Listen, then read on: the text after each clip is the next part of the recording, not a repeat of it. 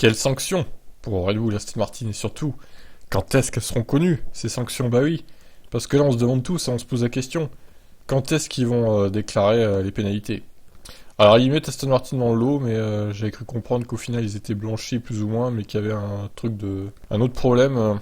Bon, on va voir l'article, pour être sûr. Il pourrait s'écouler un certain temps jusqu'à ce que la sanction pour le dépassement du plafond budgétaire, désormais confirmée de Red Bull, soit décidée.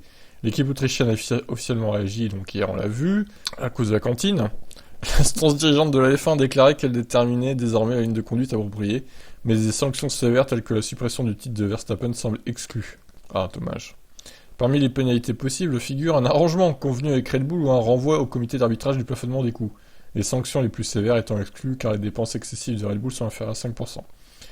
La procédure est compliquée, ça pourrait prendre un certain temps avant qu'on sache exactement quelles en sont les conséquences, admettons déjà du côté de la FIA. La plupart des observateurs s'attendent à une longue amende ou à une réduction de ressources, comme le temps passé en soufflerie ou la diminution du plafond budgétaire de Red Bull. Le journal des Néerlandais a toutefois eu accès à certaines informations. Red Bull n'a pas trop dépensé pour le développement de la voiture, des erreurs ont été commises sur d'autres sujets comme la restauration et la prise en compte des salaires. Ouais, le journal des Néerlandais, hein. On l'a vu hier. Là où des équipes comptaient leurs salariés absents dans le plafond, Red Bull les en sortait. Du côté d'Aston Martin, qui est en violation procédurale du plafond budgétaire, ça devrait être plus facile à régler. On rappelle que les problèmes de procédure de Williams, contre nous soumis à temps, ont été réglés plus tôt cette saison avec une amende de 25 000 euros. Ouais, donc bon, ça c'est pas très très grave. Je pense pas qu'ils auront plus que 25 000 euros d'amende du coup Aston Martin.